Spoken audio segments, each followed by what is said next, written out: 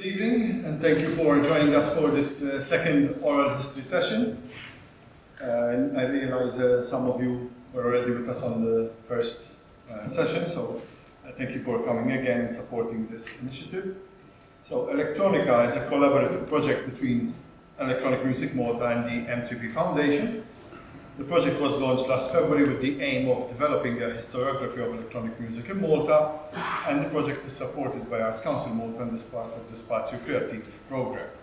In the previous session, we got to hear the experiences and the early roles of the DJ in Malta, and how this in turn fueled the emergence of house, techno and club culture on the local scene from the ashes of disco, synth-pop and the discotheque phenomenon that had dominated our islands in the previous couple of decades. In this session, we're going to focus on another aspect, the evolution of the DJ's role from firing up dance floors by playing other artists' songs to actually becoming an artist in their own right and creating and producing original tracks. Further to this, we'll be getting an idea of how this evolved into different creative initiatives, from duos to trios, music collectives and projects. And who better to share this experience, if not with two of Malta's leading electronic acts, Spooky Monkey and Duo Blanc. So on my left, I have Duo Blanc, for those who don't know, just in case, Frank and Edwin. And next to me here, I have Rusty Cowboy and Zikotron, who are the two people behind the Spooky Monkey moniker. As we'll find out later, there are other people involved in and out of the formation, but for now we're going to start with Duo Blanc, and I'd like to start with getting a bit of an idea of when Duo Blanc started, or at least before Duo Blanc started. Edwin and Frank, what was the music scene like, or perhaps the electronic music scene like, when you first started to follow perhaps the genre, even maybe internationally, and trying to get involved or being inspired to get involved? We have been together since 1990. So at that time, although there was a scene of like Italo pop and a lot of electronic scene, but there were no specific genres like there's today, like this techno thing and house thing. Although it was already starting in the US, they were not famous here, and at that time, because of the media, we had no access. Although we had through magazines, we couldn't see exactly how the scene is going abroad, but we managed to do something together with no parameters, rather than following any particular style. Let me just interrupt you there. Perhaps take a step further back, before actually Duo Blanc, you yourself got involved at a time when these sounds were still arriving here, and there was no real scene. That was around 1985-86, where there was this India collective, and there were these garages, these barracks, bomb stores they were, yeah. It's the 14 year. And the government used to give the artists a small one of these stores. We just used to pay the electricity bill. There was an electricity meter in each room. You pay the bill, the electricity bill, but then you have to perform in the events that they used to do. Okay, so can I just put a pointer there? That was the second wave of members. The first wave actually had to pay £20 a year and no electricity bill at all. So they had a bit better. But, yeah, in fact, I was in the second wave.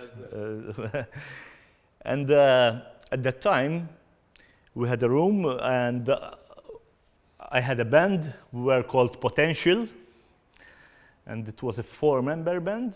At the time, I was learning music, theory of music and music practice, like the piano. I was playing clarinet also, and I wanted a ground where I can test my skills, like composition skills and also performing skills. So I had this, we have formed this band, we're 4 of us. All electronic. Yes, and around us, all the bands were like rock bands. Hard at rock that and time. metal, actually. And punk, actually, as well. With the exception of the band right in front of our room, which were Joy Circuit. Also Joe D. all electronic. Yes, they were playing electronic at that time also. So we had like a guidance also, because they were already in the scene, they were performing, they were doing gigs. But at that time, I had the opportunity to compose and to rehearse some of the stuff that actually was never played anywhere. We had only one gig once in a private party of our friends in Christmas time, and that was it. First and last basically. gig. That's it. Then I moved on to another band where I also did the compositions, but it was more like a conventional band with guitars, with a guitar player, bass player, a singer, and a drummer. We were called Lucigen Cylinder, and we had performed in 1988 Malta Scythe, an event which there are a lot of, if people look up Malta Scythe, they will find Some a interesting couple of footage. interesting footage back, but 2 years before that, 86. 1986. We have performed in the event of 88 then. And after that, after a while, I met Edwin, and it was Edwin, Pierre, and Claudio at that time, which had a band called Progeny, and they were performing at the Passaporto per San Remo. It was like a festival, and in that time, I met them to play a song on clarinet with them, rather than to Be part, a full be part. that's it. But then, since then, Okay, so let me switch to Edwin. Same thing. What was your perspective of the scene at the time when you started to get involved? So we'll get both perspectives, and then obviously how you eventually got.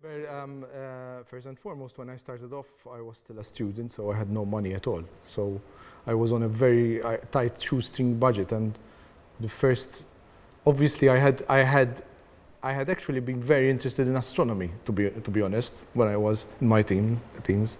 But I remember 2 events that literally threw me towards electronic music. First and foremost, being an avid astronomer, I was following a series called Cosmos. And this series literally had a soundtrack that was fantastic, that was made principally by songs from Jean-Michel Jarre and Vangelis, and I was literally captivated by that soundscape in that series. And obviously being, you're a teen and you're listening to the bands of the time, and I was also captivated a lot by Depeche Mode, mostly for their lyrics, not for the electronic music, but they were exploring a lot of sampling at the time. So my very first toy electronic device was actually a Casio sampler. The scene, when it comes to the scene, I remember going to a festival called the Denim and Leather Festival. And in this festival, which was supposed to feature mostly new wave acts, I remember it was still dominated by the rock bands, so there was like a huge crowd. I remember seeing a couple of electronic acts, but then there was like Winter Moods, and immediately they had this following, which followed them through the years, And but after that Denim and Leather Festival, practically the electronic music scene died away. So I remember myself and Pierre exchanging tapes, exchanging demos. I was like doing demos with my first, I would say, a Casio SK5 sampler and a TR-606, which were the cheapest stuff that I could actually buy, and I used to record it alongside an upright piano, and we used to exchange demos, and that was the beginning of it all. But to be honest with you, as Frank was saying, there was actually no platform for electronic music. So for us, electronic music, we used to, I remember in the last couple of days, they mentioned what was the first house track you've ever listened to. For me, being an avid, I would say, I used to go to the night clubbing scene in Malta. That was French Kiss. That was the first proper, I would say, conventional dance music track that we've heard at the time. But apart from that, was still like a selection of different music from rock to pop. So we were following more the pop scene and the electronic pop scene, which was evolving. So in 1990 and 91, it was all evolving more towards grunge and towards rock rather than electronic music, apart from the fact that there was the underground dance music scene that was slowly building. I'd like to mention also, when you mentioned the bands in Tinier, there was a Joy Circuit and Potential, you said, opposite each other. Just before that, just for the record, there was actually an electronic band in Malta called Chai 2. Chai 2. And that was possibly one of the first electronic bands watch them on TV programs when I was young. So, I mean, that was at least a big step at the time, Chai 2. obviously, when they appeared on the scene. But obviously, as you said, in the early 90s, then the scene went mainly to grunge was dominating, but I mean, I remember going and seeing Getting Closer, Bigfoot, you know, Flying Alligators always headlining all the local events at the time. So there was no sort of electronic music in that, if one would render electronic music as we were producing, which was more like synth pop or pop music with a tinge of electronic music in it. It was, I would say, there was absolutely no platform for you to play anywhere because you'd get pelted with beer cans possibly. Eventually, though, as Frank said, he got to play clarinet and got to know you. And eventually, out of those, whatever it was that you were working on at the time, something clicked between the two of you that you felt you wanted to pursue further, and that gave birth to Duo Blanc, I suppose. So. We actually had, I would say, it was actually 8 years before. So much the scene was primitive in Malta that literally, even as happened in session one when David mentioned the first sin parties, that then they actually melted away for a while, and then you had like, so for us, we actually formed a couple of bands. First, it was as mentioned, as Frank was mentioning, we had Progeny. And when Frank came in, actually, we changed the name to Steel Cathedral. Steel Cathedral. That lasted for a couple of months. Very metal.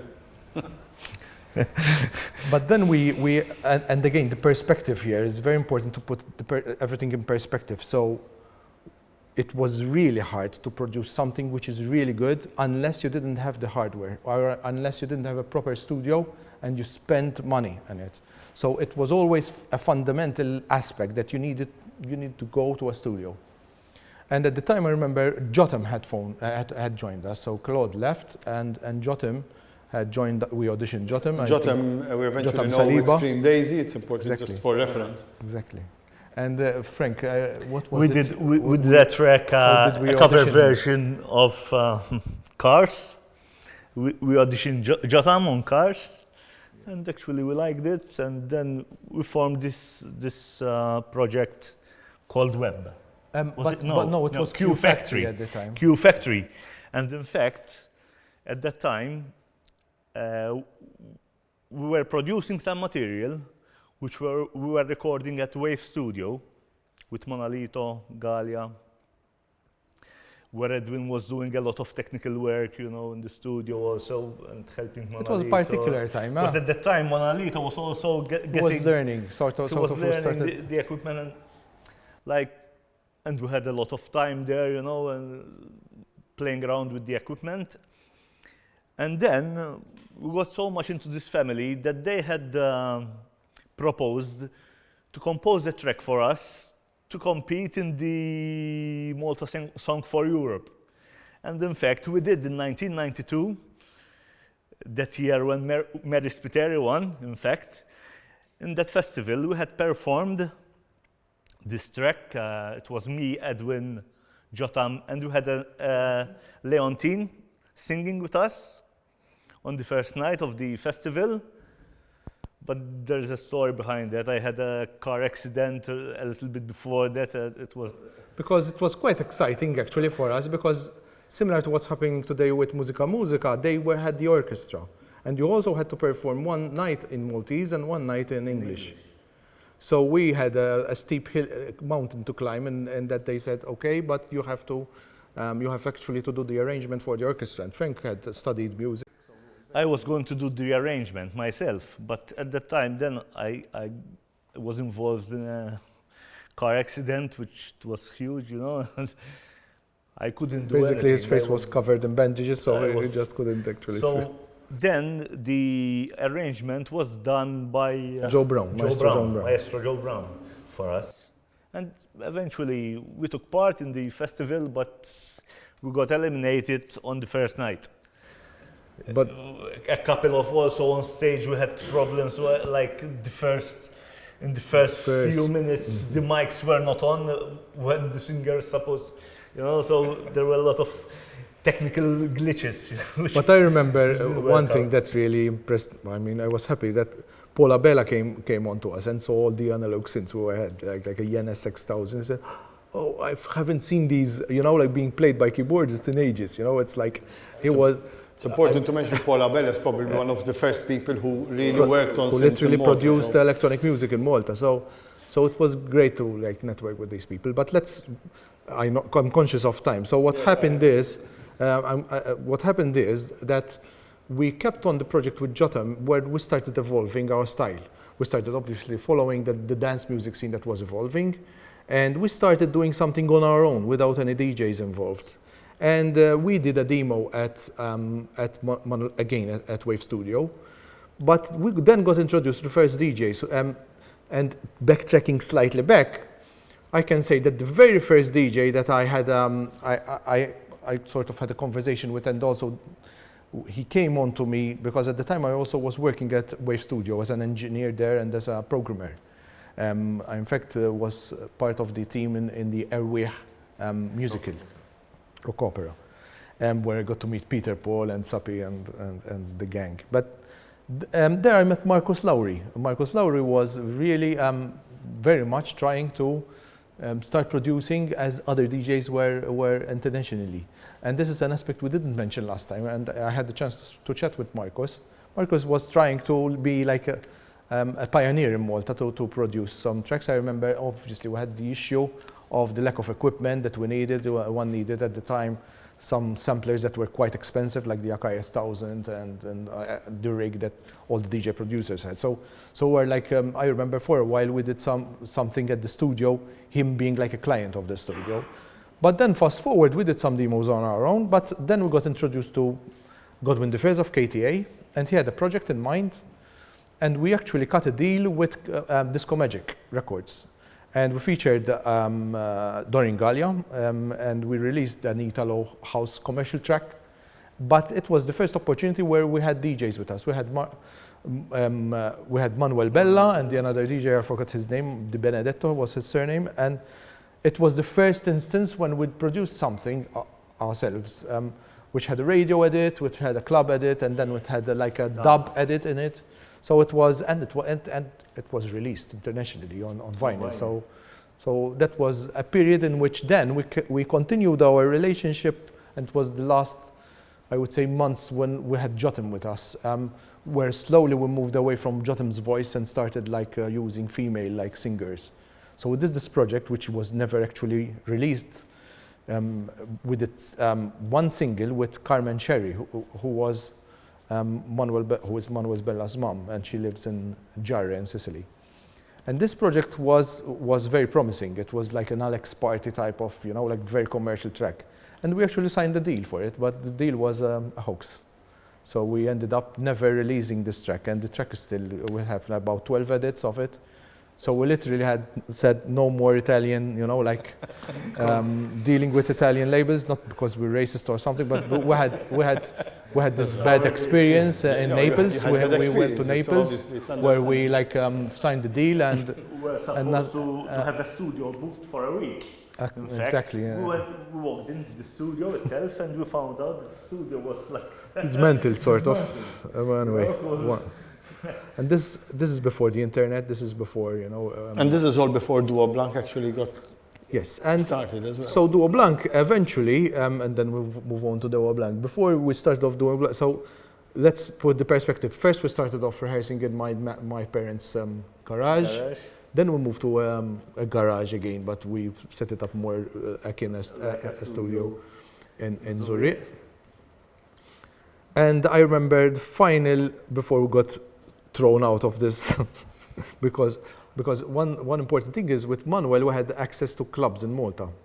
So the issue we had was we needed to master the tracks to be really to sound really good in clubs. So Manuel used to go to play at Euphoria, which was before Styx. DJ there. And we used to dash quickly to Euphoria. There would during the week, it would be closed. He would just switch on the sound system. We'd listen to the mix In the club itself to see how it sounds, and go back to the studio to make the readjustments. And then we got complaints from the neighbors. Because it used to be late at night. Like 2 a.m. or like let's adjust and go back, And the final, I'd say, before final 2 years, we moved. So this is about 1995, 96, when we formed Web, and when we had also some releases locally, quite popular releases, especially the cover version we did of Always, which was like a Bon Jovi. We did like a dance version of it, which was quite popular locally. But then we met David D. So again, when we met David D, we were in the process of dismantling the studio because we were told to just leave. And we moved into David D's basement, and we built the studio there. And that's when we met also Owen J, and we met Brian James and the local dance community. And we suddenly started being more attracted towards, obviously we were doing jazzy house tracks with David D, and David then left. He lived actually abroad for, I think, about 20 years. He left some months after we started there, and that was then the beginning of, I would say, the final, period before we then formed Duo Blanc. Right, and with Duo Blanc then you focused on something totally different as well. You had done all this stuff. Yes, Duo Blanc, even the name. Duo Blanc was the other side of the coin. This was the first time when me and Frank and myself decided to go on it alone, even though we were still collaborating with DJs. Owen, as he mentioned in session one, he invited even myself to his studio where we used to discuss, production. And then suddenly Owen started churning out some couple of tracks himself, actually, and we collaborated also with 4 of his tracks in what then turned out to be his first album, Tinnitus. And he asked us, how shall I credit you guys? And I said, we decided, okay, we'll on a name, just to have a name. In fact, the first time it appeared, it was in Owen's... In Tinnitus, exactly. Tinnitus. Exactly. Okay, and after that, then eventually you released some music yourself, and then your own album as well. Exactly. So, yes. So then we had a release, because then at that time, the era of parties had started, and there were the Maltese promoters which were getting foreign DJs to perform here, and at the time there were the most popular DJs who were coming here. Like we have Jeff Mills. Like we had never seen in any scene before such big names which were visiting our island. So at the time, I remember one of the parties, Chris Liebing was playing here, and Carl from Genetics, he invited us to go for dinner with him, and it was me and Owen. I was meant to pick Chris from the hotel myself with my own car, so I asked Owen, shall we put Tinnitus on, like to make him listen to some of the tracks in my car, So when pick him up, we were going, and we were listening to this CD, and we were talking to him, and we said, this is like Owen's album, and these are the tracks that we did, and he got interested, He said, there are quite a couple of tracks which are really good. And at the time, he was taking care of some labels, so he said, I might be interested to release some of these tracks. And from there, we managed to release, in Owen's name, SOK number 14 it was, yeah? Was it? Yes, yes, exactly. So What's called there were 3 tracks. One was Owen's Owen. himself. Then the other one was Owen and us. And the third one was Owen and Brian James in collaboration together. So we got getting contacts from there, you know, from the one. was the first set. Here another element comes in, and which is obviously today we're going to discuss mostly that period because obviously we don't have enough time to go beyond. That was a period in which, and here I would like also to mention Desmond of Exit. I remember us releasing the album in '99 as CD and visiting the usual record stores in Malta to distribute the stock there.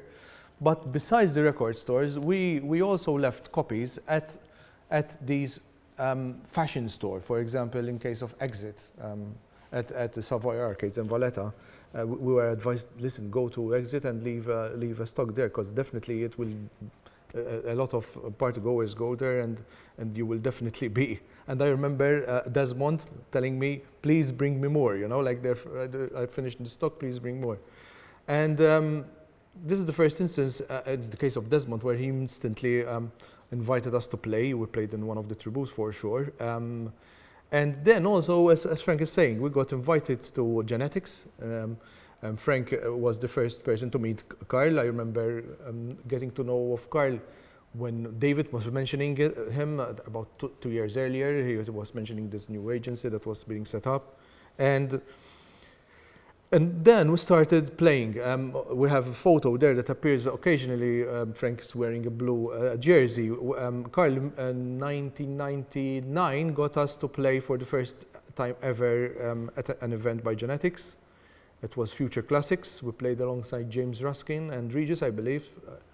And it was the start of a relationship with Carl and Genetics, which lasted about till when Genetics actually, the first iteration of Genetics ended. So that's an iteration which took us to practically perform at all the main events by Genetics. At the time, Genetics was also responsible for bringing over, for a number of times, Germany's most renowned DJ, Sven Veit. And I would say it was also a very busy period for us because of the quite number of events that Genetics was organizing. And as Frank mentioned, Chris Liebing was actually booked, I believe, for one of his very first overseas gig by Genetics. Again, the Genetics was like being a bit of a cutting sort of a pioneer in Malta, bringing over a huge number of DJs, especially from Germany. And we got thanks to Genetics, we got also to network with a lot of DJs. And it was, I remember when we played alongside Sven Veit, it was a particular story there. It was one of the moments that you remember, you know, sort of. In fact, we played in this party, was back in 2000, yeah? Contact 2000? Contact 2000. World Tour, yes. Where Carl decided out of nothing, without even consulting with Sven, that we shall play in the middle of his set, you know, on main stage. And with us there was also Roderick, who was meant to play DJ there, Mark's brother. Exactly. And you played too, yes. And when it was a particular day. He didn't really like it. Exactly. On the night itself, he got to know on the night itself when we had all the equipment set up, you know. And he said, "Who are these people? Who are playing in the middle of my set?" Like, I think you can see his face on the slides. But eventually it turned out differently. So the story is particular. That was we've just had the Euro Championship now, and that was the day when Italy played the Netherlands in a semi-final, which ended in a draw, and I believe, and we didn't see anything of this. Obviously, we were at the event, and Carl had to set up a big screen to try to get the people to come, because Sven was determined to play for 6 hours, and Carl was telling him, the local scene here, Mind you, the event was meant to start at 4 in the evening. Exactly. It was not a late night event because Sven was going to play a long set. He insisted to play, So you know, he like, wanted to start at 4. and Kyle was advising him, there's a match in Malta where there's like a huge partisan, practically support of Italy or England, and Italy are in the semi-finals, and I'm trying to get a big screen.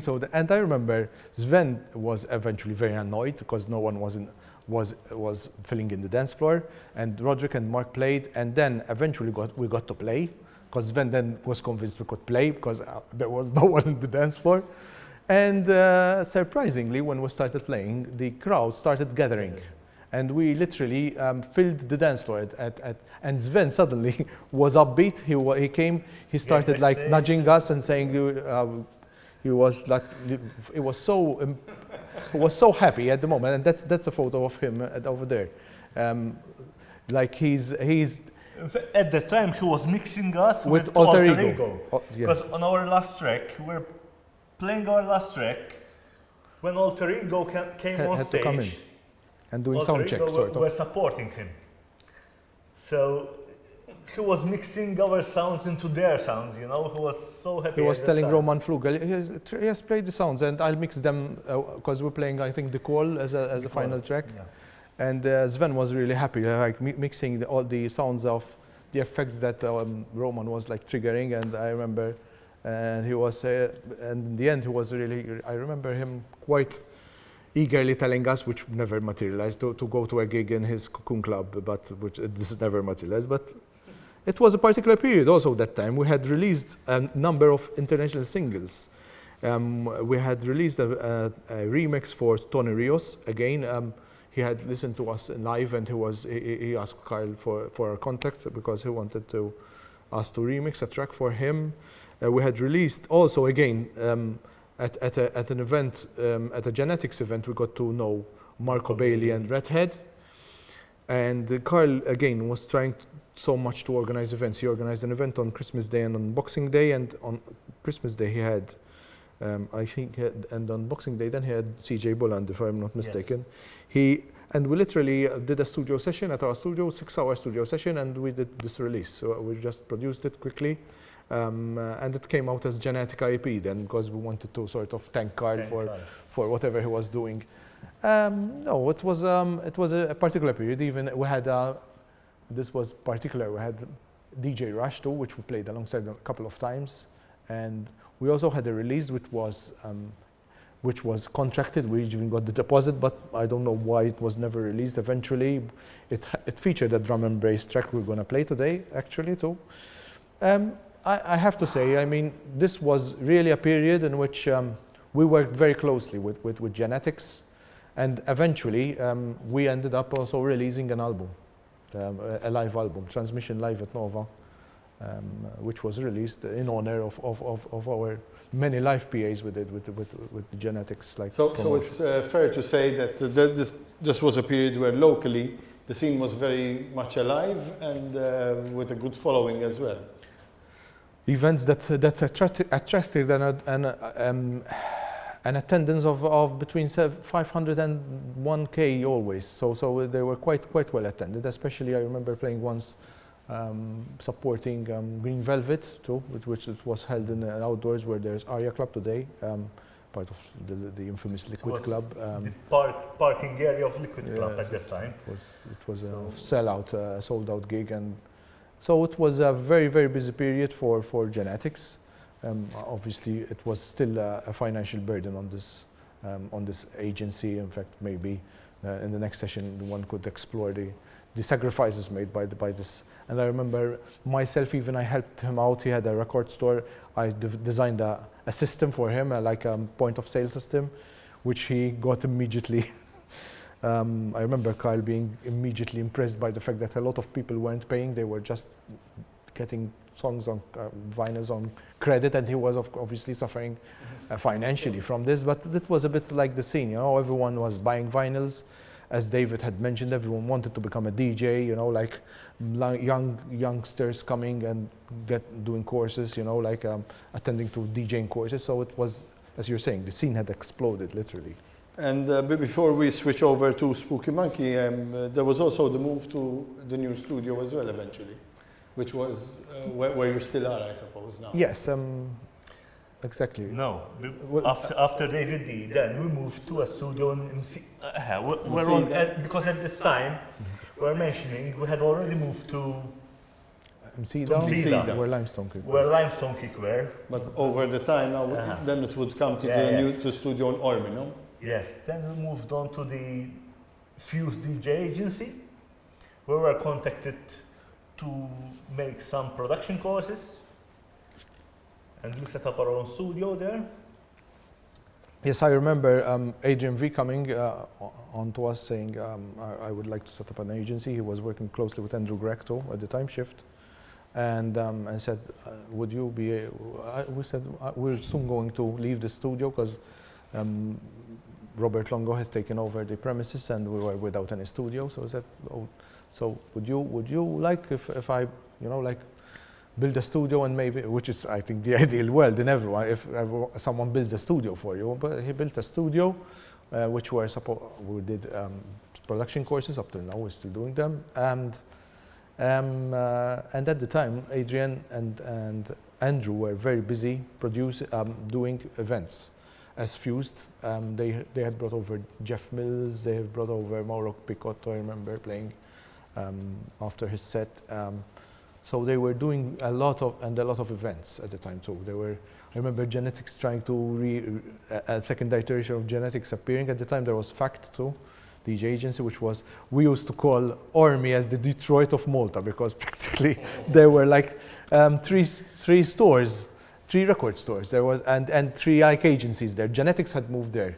There was Fact and there was Fused. So it was like, again, it was like another iteration of the local scene, sort of. Right. I think we can just about stop there because there are other things that we can talk about Duo Blanc, but I think we'll have maybe we'll need much more time. But I think we'll have to do a second part of your story, and I'll switch to Spooky Monkey. And obviously, the first question I'm going to ask you guys, and you'll decide which one goes first, but. You came into the scene much later than Duo Blanc. So when you came, the scene was already alive and developing, growing. And by the time you came in, I have a feeling you were influenced as much by electronic music as well as the indie scene on the other side. You were a mix of both. Yes, absolutely. I mean, we did come into the scene later, but actually we had been working together in various forms, for quite a few years. I mean, well, Mike and I, we got to know each other at school, basically, and Mike had just moved to Malta from England, and this was in Form 1, so that must have been 1988. Yep. My background was in classical music, so I had been studying classical music since the age of 8. I was studying classical piano and theory. When I met Mike, he was really, Acid House was really something new that was not really followed or known in Malta.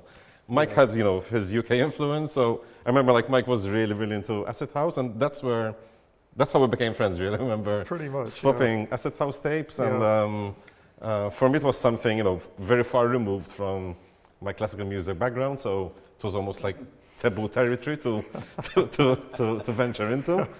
But I think there was a fertile ground for that, for me to get hooked into electronic music, because probably my earliest influence, besides classic music in terms of pop music, was the new romantic scene. In particular, I was a big fan of Duran Duran, and then Depeche Mode, New Order, and so on. So that was, I would say, my first sort of experience with synthesizers. Let's not even call it electronic music, because it was still, pop, and you still had other elements. You had a traditional band format, but using also synths. So yeah, when Mike and I met, and I remember exchanging a lot of music, Acid House at the time. There was already that backdrop, I would say.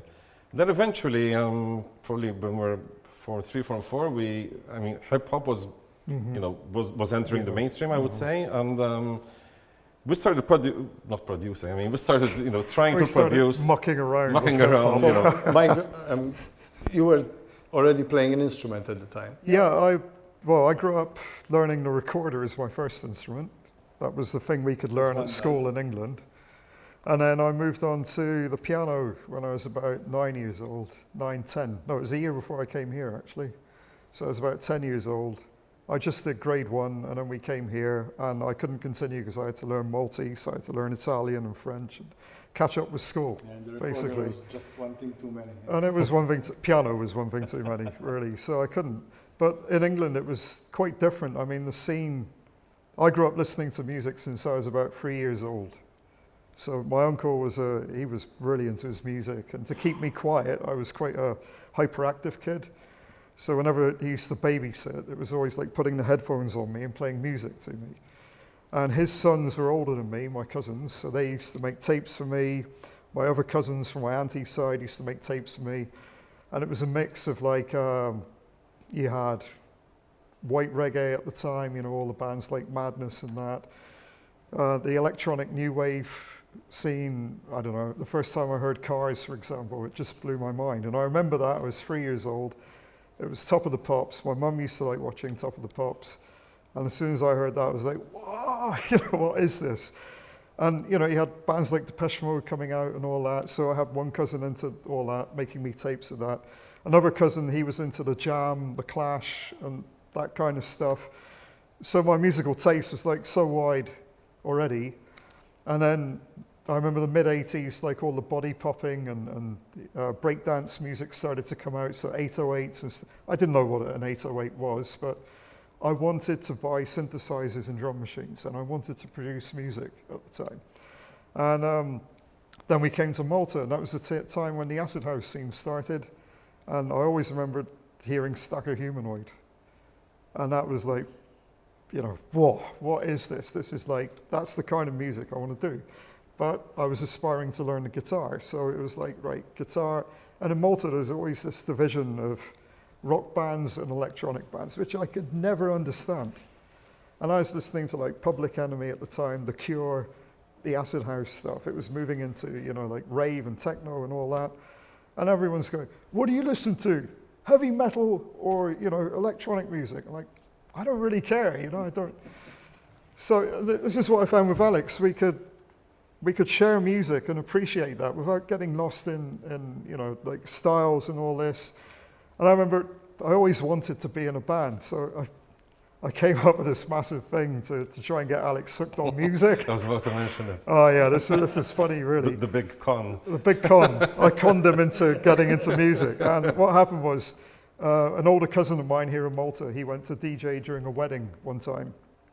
And he invited me to go along.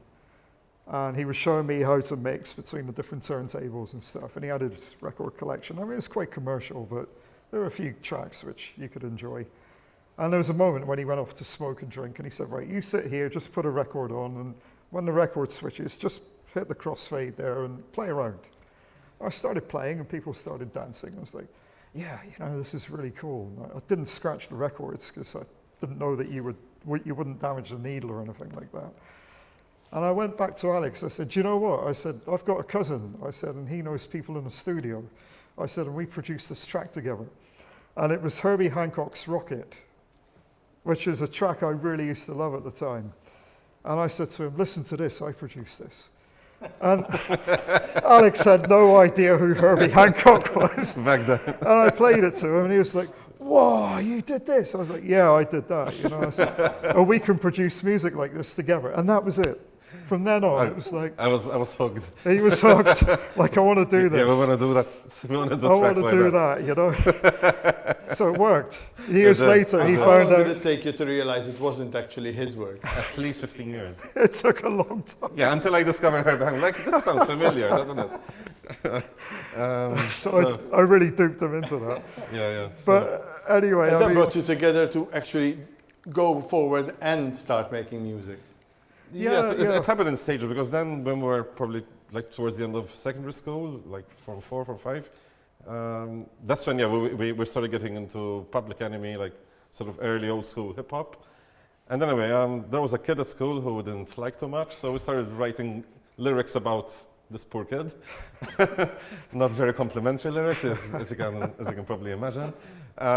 So we didn't have any instruments, but back at school we had a very basic music room, and they had one of these Casio Keyboards. cheap keyboards, where you could, we had these preset beats and so on.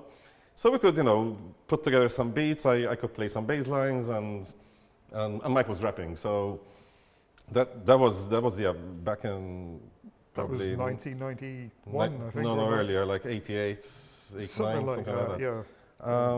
Then after that, college years, and by then, by then we had really discovered the whole indie scene, and we were both quite big fans of The Cure. So I would say that was a very, very huge influence at Very the time. much, yeah. And the first, let's say, proper band we formed was called Nemesis. Basically, it was me and Mike. So, but by then Mike was playing electric guitars. I had already bought my first synth. It was a Roland workstation, and we needed 2 other people to form a band. So we basically convinced Mike's cousin and a friend of ours to pick up the drums and the bass guitar, respectively. And we were basically writing songs that were very much, I would say, Cure influenced. So, very heavily affected guitars, very, very heavy flangers and so on. And I was playing keyboard lines that were basically like the guitar was trying to sound like a synth, and the synths were trying to sound like a guitar. Pretty much. That was our idea, It's like feedbacking guitars, Yeah. but taking it into the step of synthesis, guitar synthesis. But we didn't have a guitar synthesizer pickup at the time, so if you could mess around with the effects in a certain way, you could get these really long ambient kind of sounds. So it was nice. What was interesting, we got this really interesting crossover between the guitars and the synths going, which sounded like this beautiful wall of sound. But then, the drums were using those typical Cure beats and break beats as well at the time. So there was that influence of the hip hop coming in with the beats. But we could never find a decent bassist at the time to play in the band. And then you moved on to playing with Transing Drive. Yeah, then basically, at that point, that band, it was a situation where Mike and I were really into music. The other 2 members were... So you actually did get other members in the beginning? Yes, we we did. did. It was more of a traditional setup where you had keyboards, guitars, drums and bass. But, we were much more enthusiastic and keen about music than the other 2. And then, when you get into that sort of, at that age, you get many people who think that joining a band is a cool idea, but they're not prepared to put the hours in, to practice. It's more, sort of a fad that many go through. And then, it can get a bit frustrating when, you're really keen, you want to meet every day, you're full of ideas, and the others are sort of slowing you down, let's say. So at that point, that band sort of, wasn't progressing much. Well, hang on. I kind of continued with Adolf Formosa. Okay, because then yes, we both took side projects, I would say. So, yes, my kind of project was more sort of, I think, Sonic Youth kind of influence. It was kind of Sonic Youth, heavy feedback guitars and stuff like that. And again, it was just me, Adolf, and my cousin. We tried to find a bassist, and again, it was just weird. People would come along playing Nirvana bass lines, and we're playing something totally different. It's like, no, mate, it's not like that. Listen to what we're playing. And we couldn't find anyone. And then I think my cousin, he wasn't really into forming a band. Adolf was pretty much into it, but just me and Adolf on our own, we couldn't really get it going.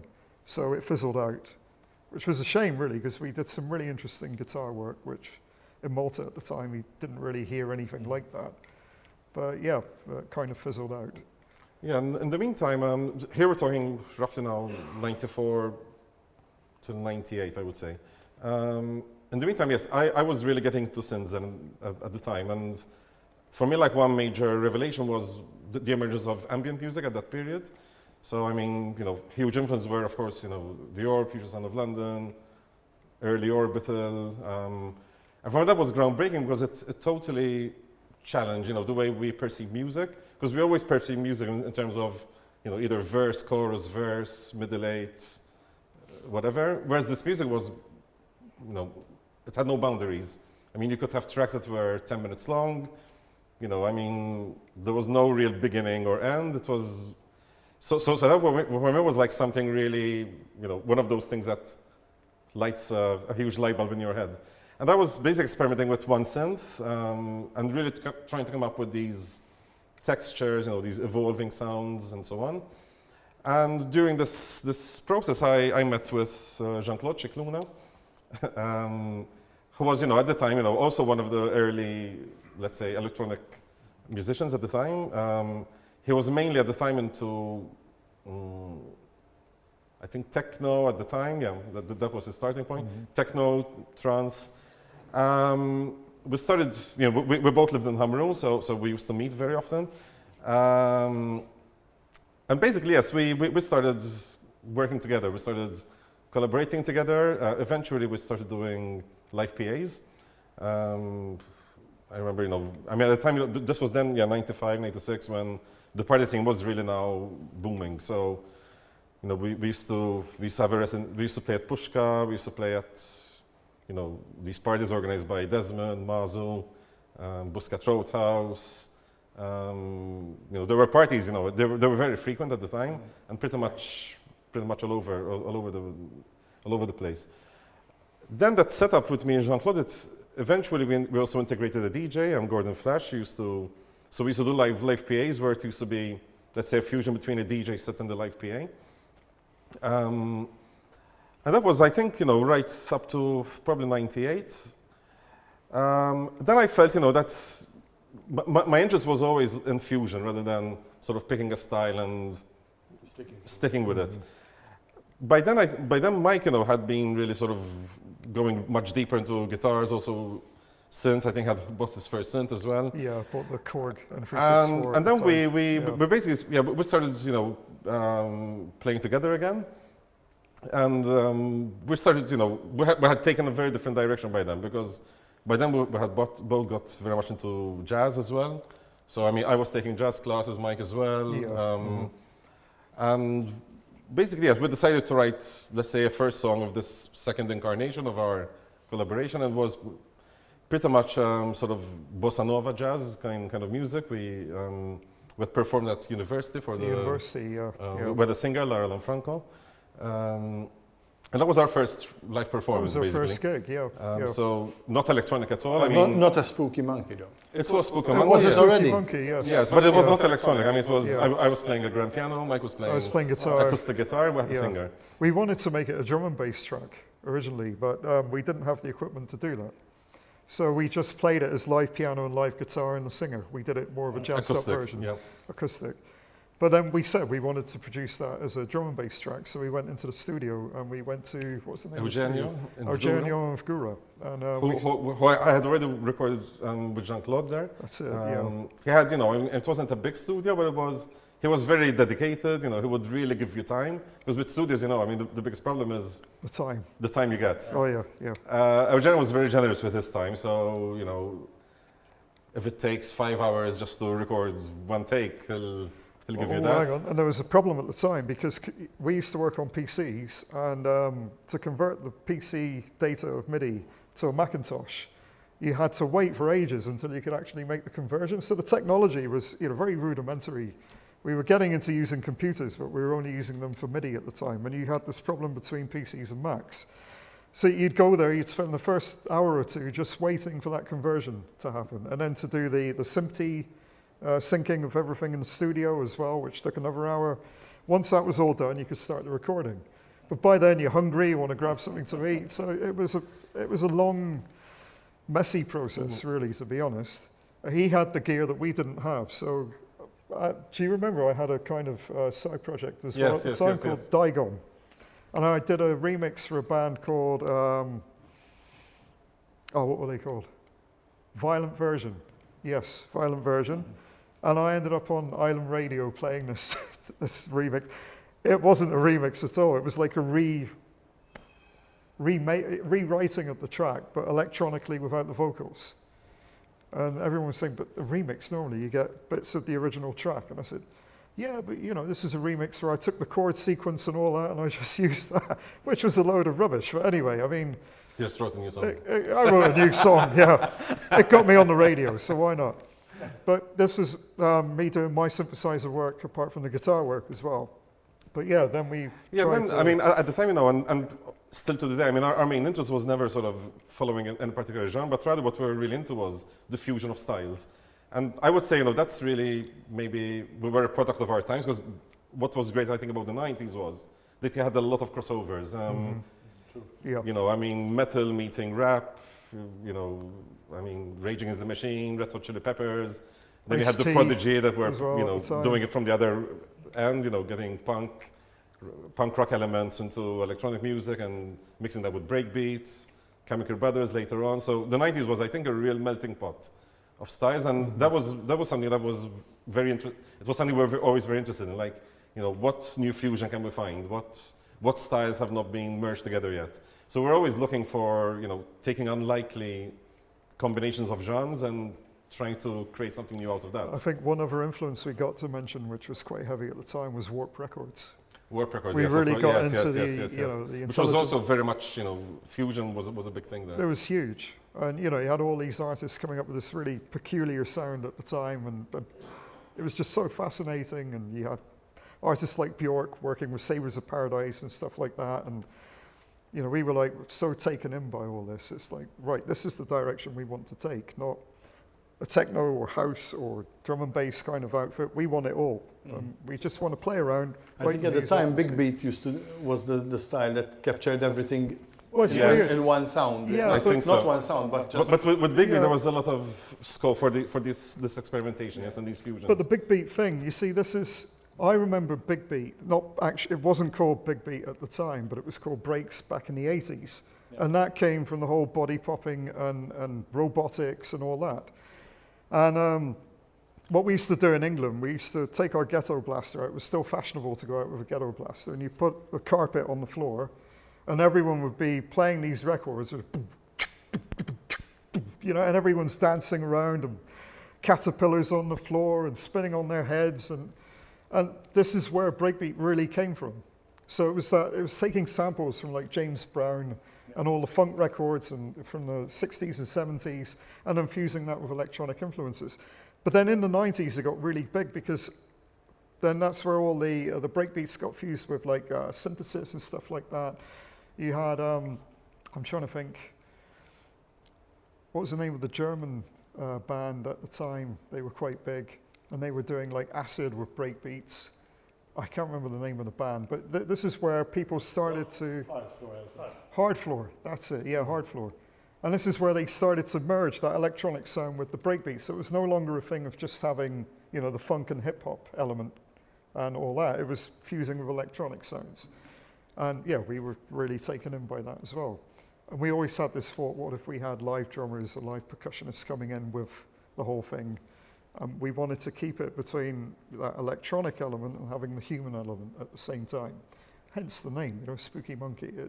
There's a lot to think about in that. It's not just a random name. Because in fact, what I remember from watching you perform is that you had a traditional lineup, a formation, but the sound was very much dance orientated, and there was a good presence of electronic sounds in it as well. Yeah. Yes, and that pretty much, I think, captures it. In fact, I was about to mention as well, our first proper gig as Spooky Monkey was, we were invited to play at the YMCA festival. 1999. In Citygate, before Parliament was built, obviously.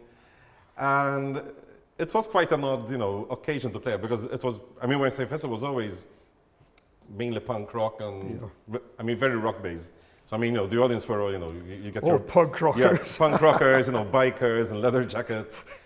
And our first gig, actually, we had done that gig also with Jean-Claude. Yeah. And we had literally carried the whole studio there. We had, we had a 32-channel mixer. We had an old Atari running Cubase. Oh, hang on, the mixer belonged to John Vella, and he didn't even know.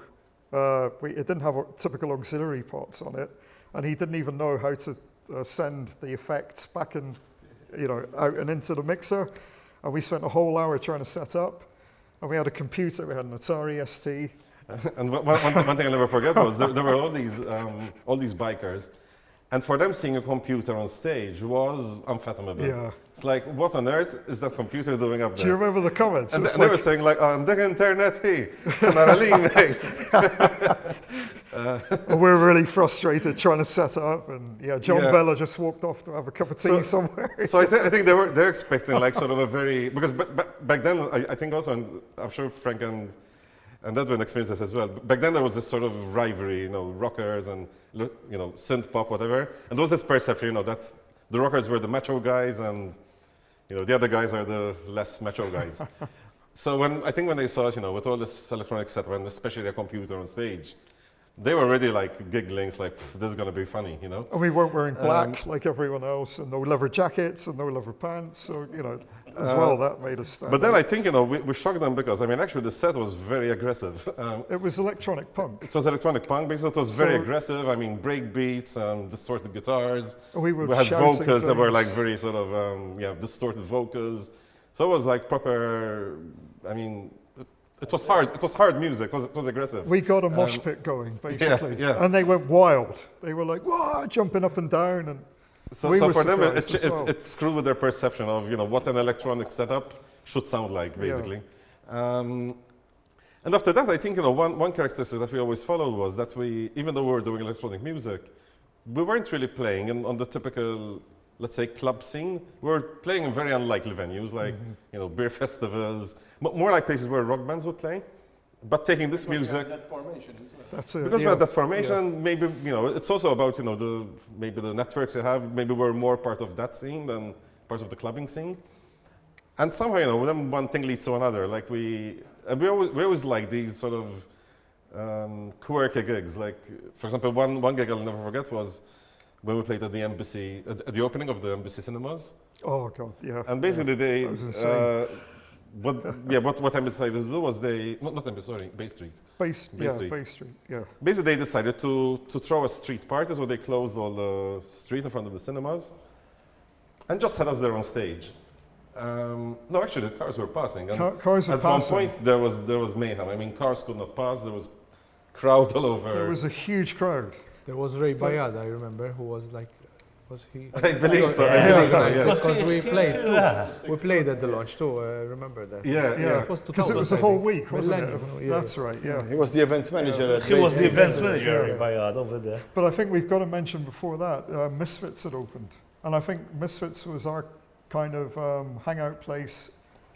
The thing we liked about Misfits was it was playing the alternative dance music that you weren't hearing in parties at the time. And with Rowan, we kind of, we had our second or third gig at Misfits in March 2000. And we promoted it through, there was Virgin Megastore still open at the time. There was an English bloke working there. And he liked the logo and he liked the whole concept. And I think we gave him a CD at the time. So he promoted it through Virgin. We need to mention Luigi there as well. And Luigi Jansen had joined us at the time as well. This is the first time he gigged with us after our 2 gigs the summer before in So 1999. Luigi was a hip hop artist. So he was a hip hop artist. And for that gig, so many people turned up that Misfits was just jam-packed. Outside was So say that's a jam-packed. problem for Misfits. It was, yeah. The problem is the police came to try and shut us down and they couldn't even get into the bar. There was so many people that we managed to, yeah. And from there, it just exploded. It was like I think the Misfits platform was very important for us because I think we found people who are into the the alternative scene, both electronic and the indie scene. At the time, you have to bear in mind as well that the local indie scene was growing as well. There were It was bands like growing as Jane well. Eyre Yeah. being growers at the time That's as well. it, So yep. And then you have people like Owen, Brian James, who came and started DJing at Misfits. There was Joe Felicia, there was the crew, Gilbert and Joe Zammeet and all those. And they were playing like Warp Records. They were playing all sorts of stuff. Owen with the house, Brian coming in with his eclectic sets. And we kind of all fused together. And it's like we were all working together as a scene. Woody had joined us by that time as well. Luigi left after 2000 was the year that he was with us. And we had a French percussionist who was with us at the time called Henri. And I think that was the time when we really started to get known around the island. When Luigi left, it was a bit of a blow because it was like having a front man and then suddenly leaving. It was like we had to reinvent ourselves. And that's when we took the more... And this one Woody joined as well. That's when Woody joined. Musically, we went for more like it was like new wave influenced electronic music at the time with breakbeats. And that's where the whole digital shipface concept came out. And yeah, Woody joined us as a bassist, but Woody was just an all-rounder. You know, he was such a, rich character in the band. He really contributed, even live, you know, on stage. He was very much in there. And I remember at the time we'd collaborated with Owen and with Woody. Mm-hmm. We did a track together. With Casanova. It was called Casanova, and it was a kind of housey, jazzy house track. And we ended up on, there was something on One Television at the time. What was it? It was a competition or something? I can't remember, but we ended up playing there.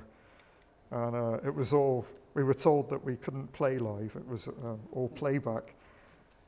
You know, we were just laughing our heads off, like, how are we going to pull this off? And we drank too much fizzy wine before the actual gig. And yeah, it was a laugh. But yeah, that was the time when we collaborated with Owen and Woody. And yeah, then it just went on from there. So. And what eventually then led to the kind of, when you played live, you always had the performance apart from the band on stage. You had also that you always introduced the monkey as well. Yes. Well, actually, you mentioned the gig in front of the cinemas in Bay Street, and that was the first time we introduced the monkey. And he was a bigger hit than we were, basically. People loved it. We gave out bananas to people. Yes, our idea was also mainly, you know, we probably, you know, it's a bit our character, but we always like the theatrical side of things. So for us, you know, a show was always meant to be, there needed to be a big dose of theater. Also because, you know, I mean, with electronic music, I mean, it can be less sort of watchable than watching a rock band. Because, you know, rock bands, I mean, you can move around, you can, you know, drummers hitting things, guitarists can do a lot of poses. When you're, you know, behind electronic equipment, I mean, your movements are a bit more limited. Yeah. You know, some bands like, you know, Orbit or whatever, they compensated for that by having very expensive, you know, visuals, lighting. I mean, Jean-Michel Jarre, of course, was the pioneer of that. Obviously. Obviously, we didn't have anything close to that sort of budget. But, you know, to put someone in a monkey costume and give out bananas, it doesn't cost much. You know, the bananas are the biggest cost. It was a laugh because we would go to a greengrocer to buy bananas, and you walk in, you say, "Can we have 5 kilograms of bananas?" And they would look at you like, "What?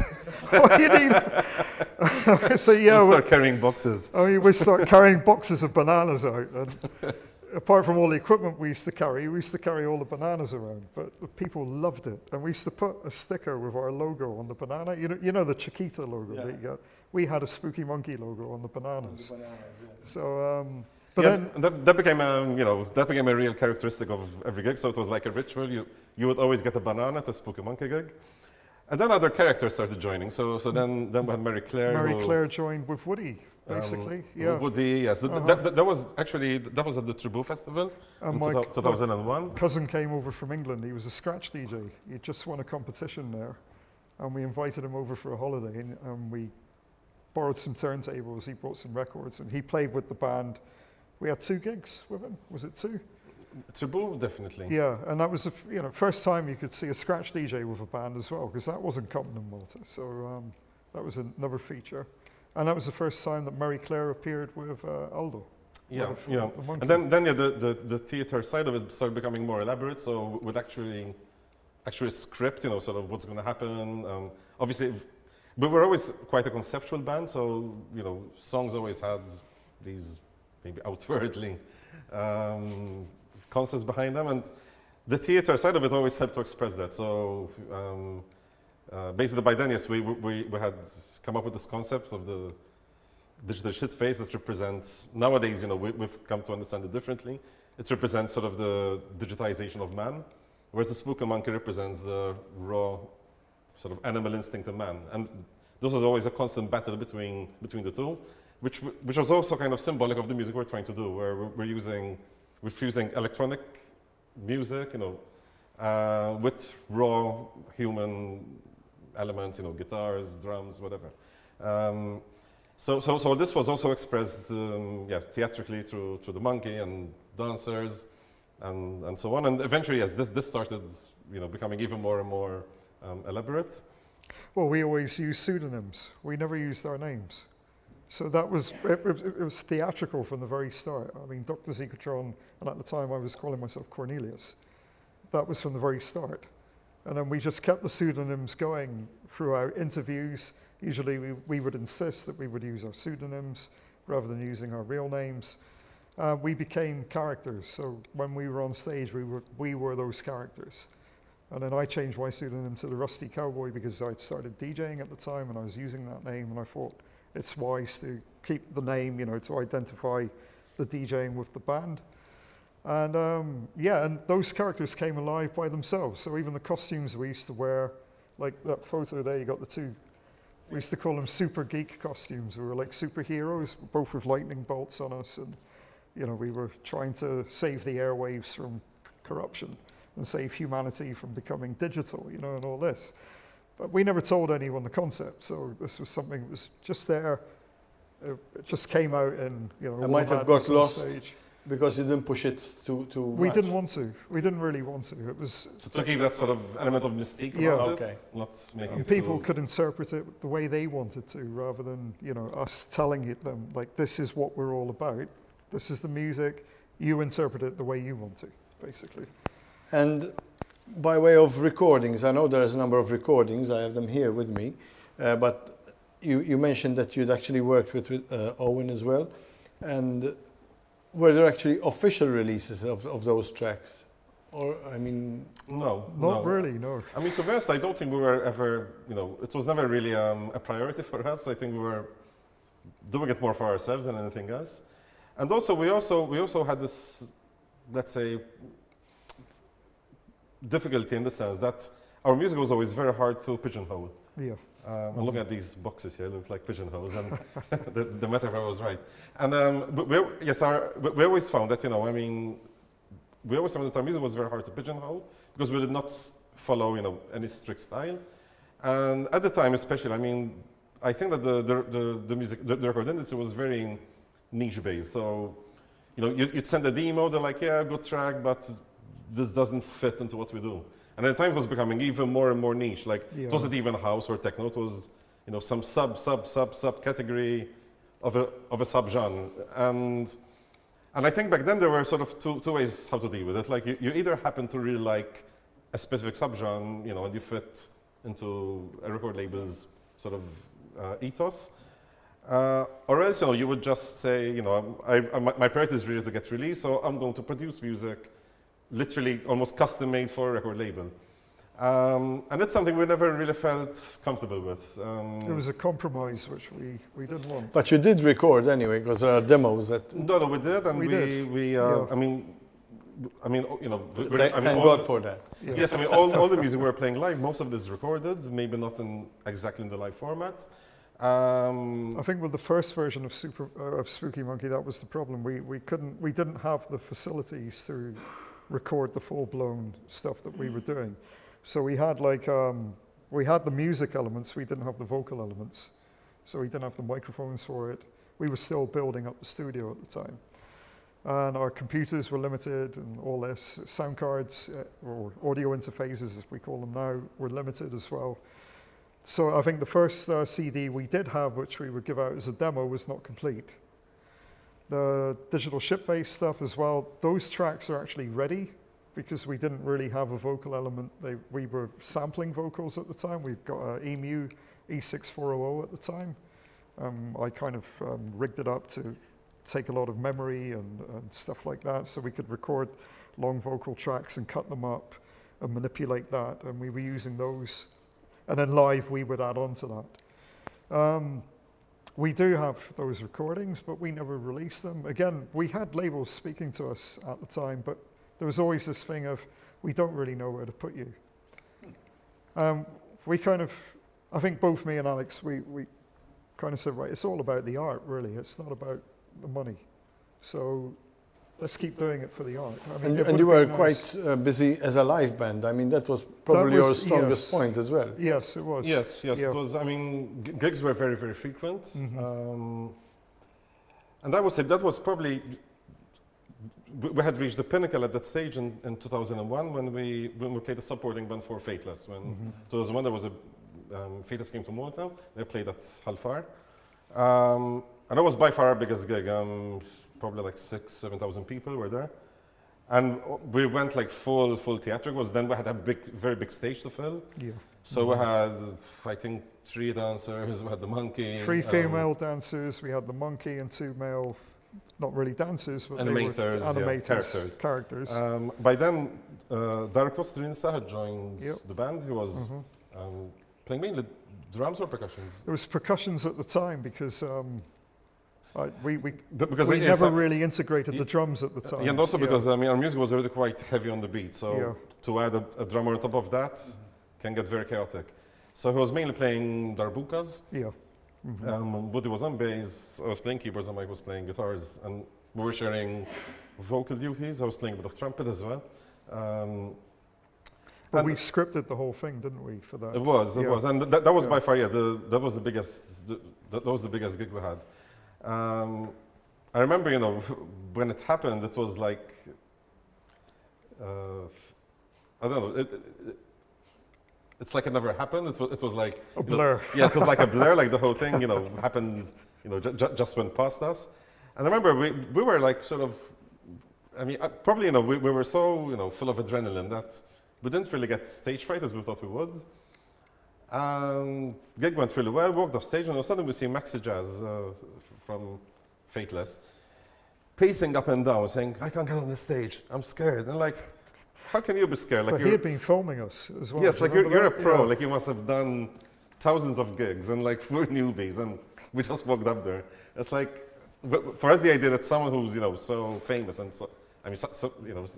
Successful. successful, I was Yeah. totally nerve-wracked. It was just unbelievable. Then after that gig, I remember it was a bit of an anticlimax because Yeah. in reality, in Malta, I mean, how many opportunities do you get to play such big gigs? And I remember, when we had to go back, playing, in bars and rock cafe at the time, Oh, but hang on. it felt like a really big letdown. We It's like, we had a gig after Faithless, that was a really weird one. And DJ Ruby, who had DJ'd at the Faithless gig, he said, "Right, we want you to come along and play at one of our sessions at Numero Numero uno. Uno." Okay, yeah. And he was really enthusiastic, and he loved the stuff we were doing as well. And he invited us over. And I don't think the crowd was really understanding what we were doing. So we were playing. It was a house crowd. It was a house crowd, and we were massive crowd as well. We were playing with our, typical madness and shouting, and the crowd is just looking at us like this. And you get that eerie feeling that are they actually enjoying this or not? We couldn't really tell if they were actually appreciating the music or not, and it just felt really weird, very weird.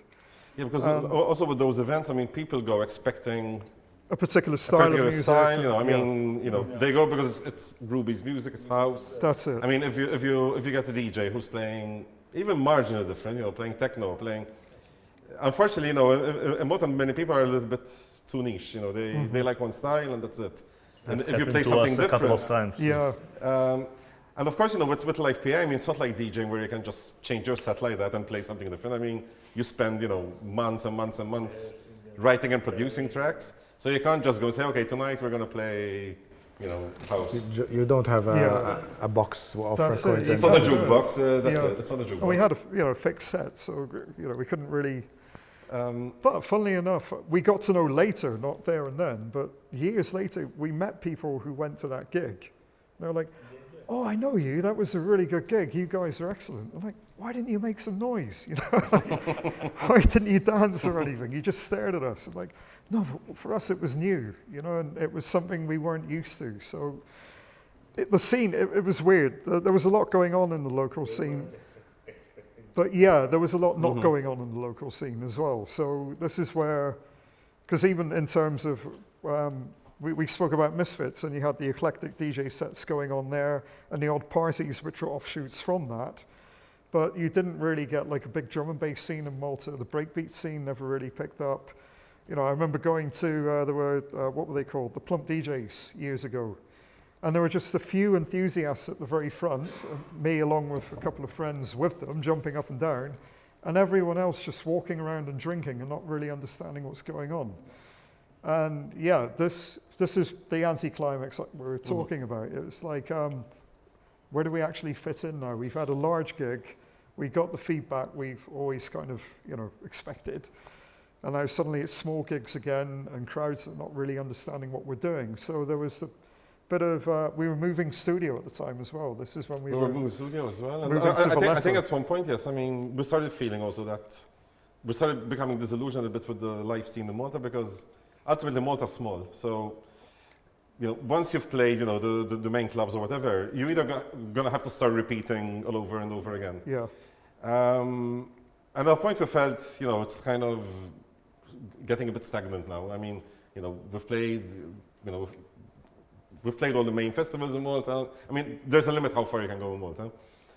So at one point, I think we just decided to pull the plug on the live gigs and to go in a totally different direction, which was more sound design and writing music for art exhibitions. That's how it started off, actually. Yeah.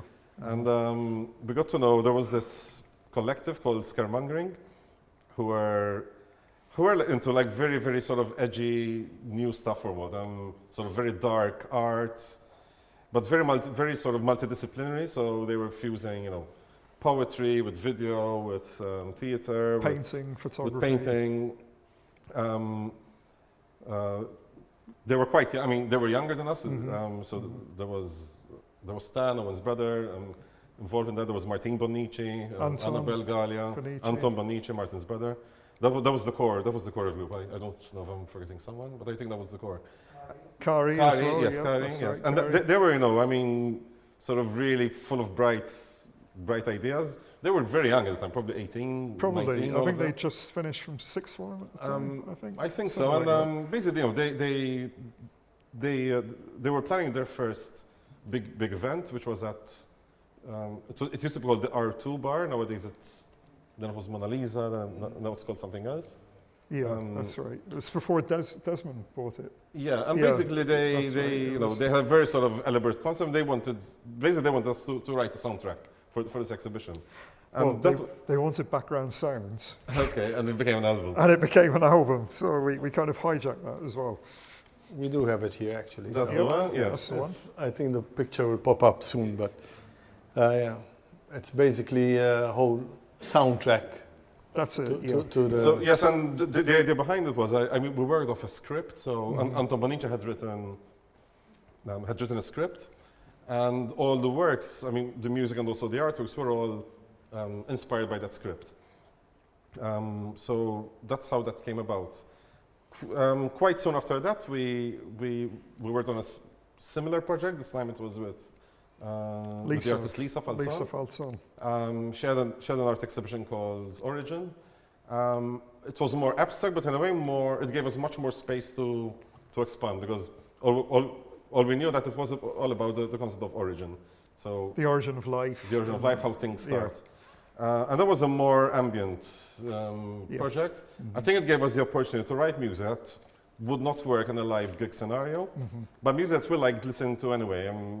I think that's where a lot of the early ambient influences and Warp and Aphex Twin and all that stuff. It all came out there. It all came out there. All in this All in one that one, CD, yes. That's it. which is quite minimal in design as well, actually. Pretty much, So- yeah. Yes. Yeah. And you had interviewed us, I remember, on the Yes, we Independent. had done this. That's yes, right, we had yeah. done. Yeah. It was quite an interesting production as well, because you went to some extremities to sample certain sounds as well, I believe. There was this interesting, the pulsars, I believe, that you had. Yes, one of them was a track where we had taken sounds, recordings of pulsars, and basically used that as the basis for the whole sound synthesis of the track. So even like every percussion sound was created out of It was the you know, wave. manipulating these pulsar sounds. So creating a bass drum out of that, creating a snare drum, creating hi-hat sounds, creating pad sounds, whatever. So all the sounds were actually created from pulsar sounds. And the track is quite experimental, I would say. Yeah. Was that at the Manuel Courtyard, was it? Indeed, yes. That's Manuel right, Courtyard, yes. the exhibition was. Yeah, correct. that's it. Mhm. Yeah, quite. I think these two works reveal a totally different side, as you said, to what we were used to hearing from Spooky Monkey. Yes, And yes. which obviously I have to now. I believe we're getting to the end of the interview as well, and I have to ask you now. You're both back in Malta. There's been a long hiatus in Spooky Monkey, and I think you're working on something again now. Yes. Yeah. Which of these spheres are you aiming at first to explore more now? Is it That's a the good Spooky question. Monkey Yes, of the beginning, or is it the more ambient and experimental it's stuff? more the early Spooky Monkey. So basically, we feel that with the digital shit face concept, we feel that we never sort of really exhausted the subject. And it was also kind of quite futuristic because we were imagining this world where everything becomes digital. But back then, I mean, that was back in 2000, 2001. 2000, yeah. So, I mean, the internet was new at the time. I mean, technology was not what we have nowadays. But somehow we had this sort of, inkling for the future somehow, but we couldn't quite express it So it was the artificial intelligence thing. without We us were quite knowing thinking it of that. yet. I was reading. But it did get there eventually. It so- did. Yes, and Yeah. nowadays we're like, somehow we had our finger on something, but we couldn't quite express it well enough. It's stuff like Neuromancer by William Gibson, where So, you've so got it's this the whole idea of cyberpunk. cyberpunk kind of, and we were really into that at the time. So the Matrix as well had come out back in the mid '90s, and we're pretty much into this whole idea of what happens if we evolve to that kind of thing as human beings. And we're playing on that theme now because it seems to be happening with the whole machine learning and AI coming in, and Crypto. It's like the sequel. it's the sequel. It is. pretty much. It's the sequel, yes. So we're working on a performance that will be performed in virtual reality. So even that lends itself very much to this concept. So it's not live on a stage, typical. All right. Yeah, it's virtual reality. Part of that was triggered by COVID as well. The idea that all the gigs had been stopped, people couldn't go to performances. So we were trying to think, all right, if we had to reinvent ourselves now, how would we do that? And COVID had hit, everyone was staying in, a lot of uncertainty about the live performance. So we thought, okay, what if we perform live in virtual reality and see if we can actually get a crowd who are ready to buy cardboard, goggles and stuff and watch it on their mobile phone and all this. It's been funded by the Arts Council Malta as well. So it's a research project. Yeah. It's a research project. We're doing the research to see if people are actually interested in watching gigs in virtual reality. And also the way that we can actually play around with the format of live performance. We've always wanted to do this. One thing that's always been a bit boring as well, especially with our kind of setup, is being on stage and having an audience beneath you. Now, what if you could change that format? So I remember I went to a gig in Portugal. The artist was Francisco Lopez, who does experimental soundscape music. And for that performance, you had to be blindfolded, and you had an 8 surround speaker array around you. You were facing outside, not facing the artist. You couldn't see anything.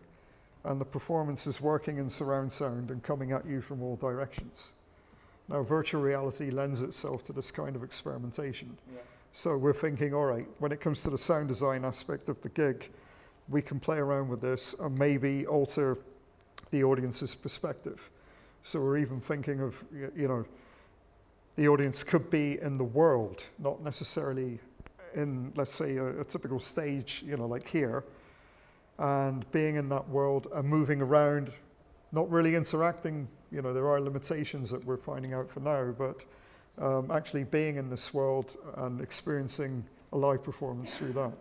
So that's aimed for next year, probably around the beginning of next year. We're aiming for February at the moment, so we're working So on we'll this. definitely be hearing more from Spooky Monkey. Yes, and we're working on a new album also in conjunction with this project. So it will all be live.